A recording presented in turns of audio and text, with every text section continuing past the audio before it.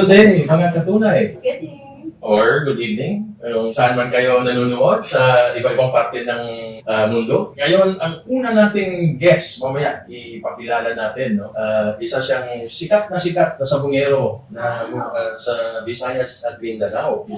Visayas at Mindanao ng partner. Kasi partner, naglalaban siya mostly in Visayas and Mindanao lang. Actually, mas sikat din siya doon sa Indonesia. Kasi international. Nakapaglaban na rin sa Mexico, nakapaglaban na rin sa Guam. Wow. So, itong tao na to, kahit saan nakarating na. Hindi natatakot sa kung saan man lumalaban. Pero, mas talaga siya, kilala siya dito sa Visayas at Mindanao because tubong Cebu siya. No? Ngayon, bago ko siya ipakilala, mga katunay, 2-time Breeder of the Year siya ng SEGPA. Wow. 1-time breeder siya ng CBBA. Talaga? Yes. And, nag-champion siya noong 2024 sa Candelaria. Wow. Oo, sa Iloilo.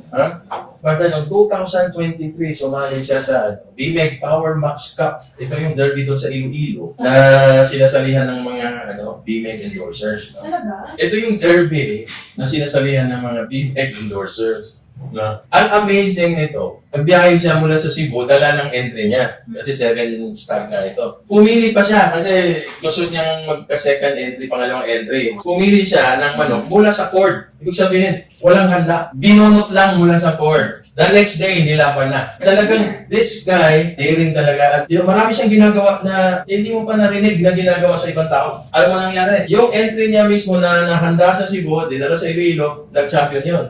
Yung entry na binunot lang niya sa isang breeder to sa Iloilo, nag-insurance yun. Ibig sabihin second runner-up.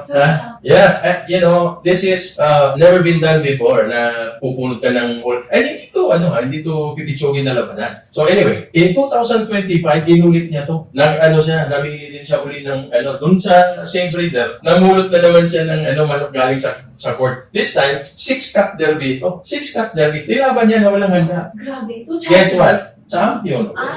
Akala mo, tapos na ang kwento pa. Meron ba? Oo. Itong tao na to, dalawang beses na ginawa to. Sometime in late September, merong 6-cut na promotion. Entry siya, 2 entry gamit ng early bird stud. Stud ang ginamit. Ibig sabihin, ang stud na 9 months old or 9.5 months old, nilaban sa Cup Derby ang mga kalaban above 2 years old, 3 years old. Guess what? Champion ulit. Double champion, partner. Wow, grabe. 2 entry, double champion. Dali mo sa derby. Yes, stud. Kaya idol na idol ko itong Kaya tao pala na to. idol na idol. Yeah, hindi lang yan. Baka isipin ng mga katunay natin, mga viewers natin na ito, invento ko na to at hindi na to totoo. Ito, unbelievable kasi. 2 beses niya ginawa to. Ngayon, sumali sa Indonesia. 12-cup derby. 12-cup derby.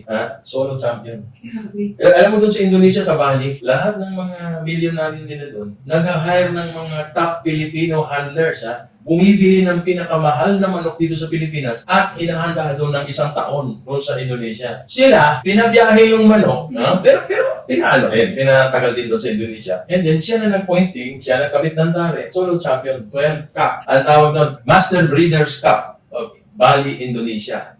Wow. Solo champion yun, partner. And then, pinalo up pa, naka 6-time national champion siya doon sa Bali, Indonesia. Kakabalik lang niya the other day from Indonesia. They are the running contender for the, yung circuit nila. They are 1 more derby away from winning the top honors ng series circuit ng Indonesia. Nakaka-excite naman. Hindi ko kilala mo na yan, sir.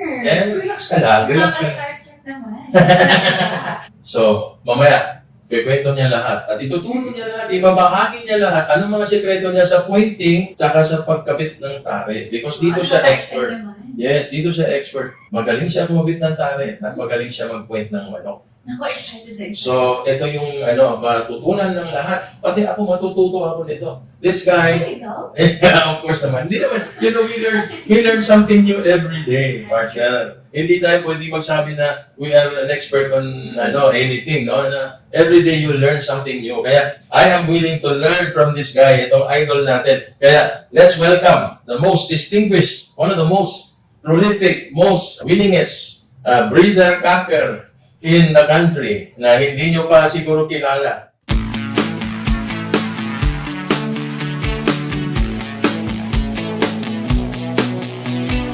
Ito na yung kinahihintay natin mga katulay. Ito na yung guest natin, si Mr. Giovanni Ong. Welcome, Mr. Ong. Idol. Welcome. Salamat sa pagdadala mo dito sa amin. Thank you for the Ako pala invitation. in person.